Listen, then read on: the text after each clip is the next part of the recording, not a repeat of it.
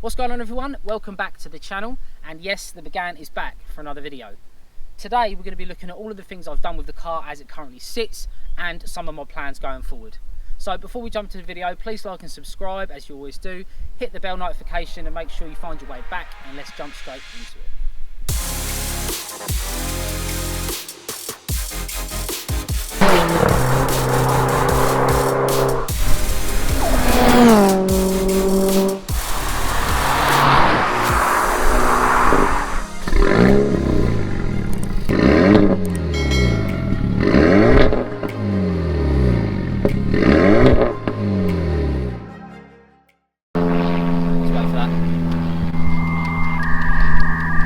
They ask you how you are, you just have to say that you're fine when you're not really. Why?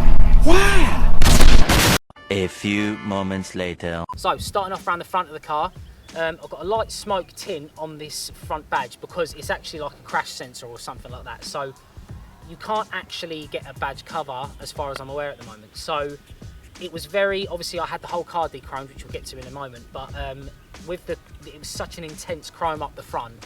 Obviously this light smoke over the front just takes some of the intensity out of it, but it still leaves the badge there because I've seen it blanked off and it doesn't look right in my opinion. Down here, normally it would have the Chrome RS badge. I'll try and find a picture or something of it of where it was on before.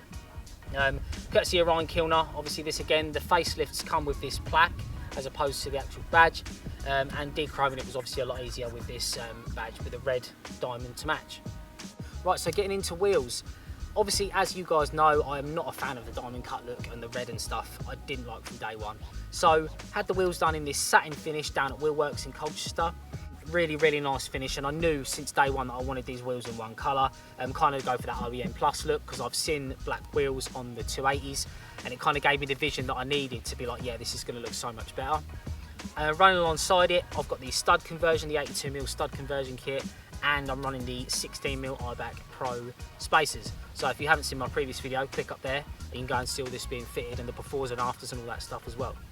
So another thing, obviously, where I had these wheels refurbed, I lost the RS plaque logo, and courtesy of Ryan Kilner, yet again, had these red RS decals made up so I could replace them.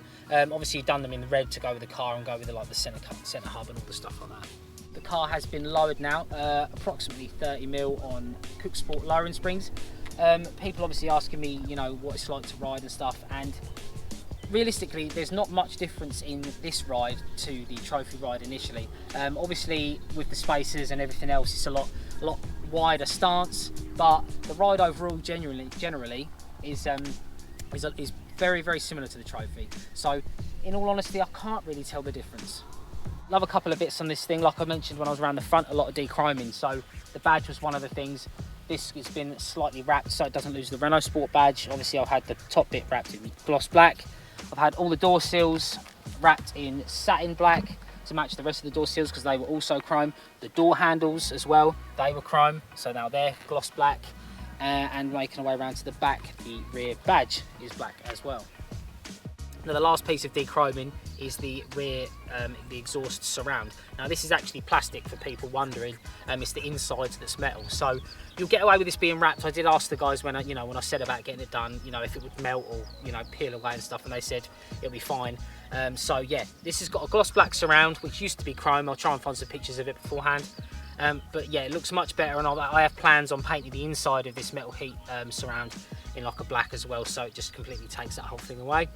But yeah, the exhaust as it stands is currently standard, and obviously it's got the valve system, but I'm looking to potentially make it a little bit louder without losing any of the sort of, the daily comforts where you can just close the valve and just like cruise and keep it quiet. So if any of you guys with Mark IV have any idea how to make this a little bit louder without having to sacrifice anything, let me know.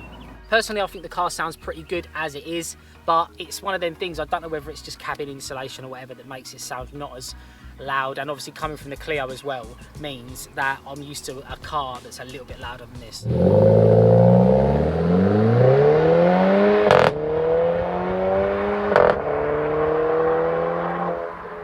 So I'll play some audio clips for you guys now and let me know what you think in the comments.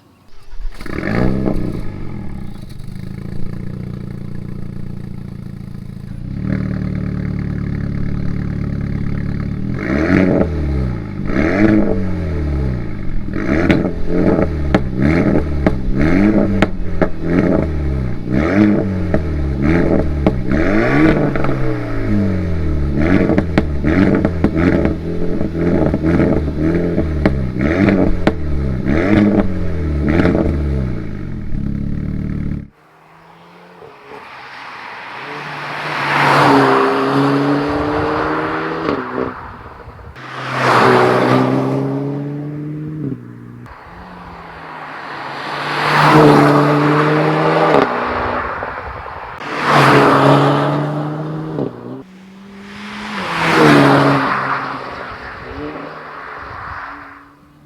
so getting around to the back of the car, this is probably where the most differences are visually granted. The Maxton rear lip, now this is something I consider a private fitting now, as I've messed this up a couple of times myself. I even did a little video on it, so if you want to check it out, click up there. Yeah, the Maxton rear lip in gloss black, I think it really just adds just a subtle flick to the back. It's nothing major, you know, but it's just when you tighten with the whole car and stuff and you see it from afar and whatever, it's amazing what just a slight little flick, like a little trim of plastic, can do for the overall exterior look of the car. Why is that plane doing loops or some shit? Can you hear that? It actually is. Go away. So now the Megane is also repping a Killer Wipers wiper delete kit. I was keen on this from the Clio because obviously it fits so well into the factory hole, what's left after you remove the wiper and stuff. If you want to check out the video, click up there and see the befores and afters and a couple of little tips on how to do it. But it was much easier on the Megane than it was on the Clio. But yeah, obviously this was something I wanted to do from the get-go. Not a fan of rear wipers, and it also meant that I could rep my own version 1 sticker, yet again in the black oil slick. If you guys want one, let me know in the comments and I'll send some out. And lastly at the back is the RS rear logo. Now this was obviously chrome, and obviously with the whole de-chroming thing, this was always going to be done, but courtesy of Ryan Kilner yet again for the third time, got me this black plaque with the yellow diamond. Now I was going to do the diamonds red, but I thought it'd be a bit too much since the whole car's red and stuff like that, so keeping the yellow to keep the Renault Sport, and obviously with this, like I say, being like a dark grey black, just finishes off the whole de-chroming of the whole car. So those are most of the things that I've got as the car currently sits today, but obviously the plans going forward, remap and stuff like that, I want to get in the nearer future. But there are a couple of supporting mods, you know, a couple of people have been asking me about, you know, if it's best to map them now or if it's best, you know, it's all down to personal preference again. Like with the Clio, I wanted to make sure I had some decent supporting mods, so when I went for the map, I got the most out of it. So, you know, you're going there and paying the same money, why not get the most out of it? So I'm going to turn up there on decent fuel, 99, either Tesco or Shell. I use Shell personally. I want to get up there. Ideally, I want to get an open filter. So at the moment, K-Tech is the only people doing an open air filter for these, with a box for these Megane Mark 4s.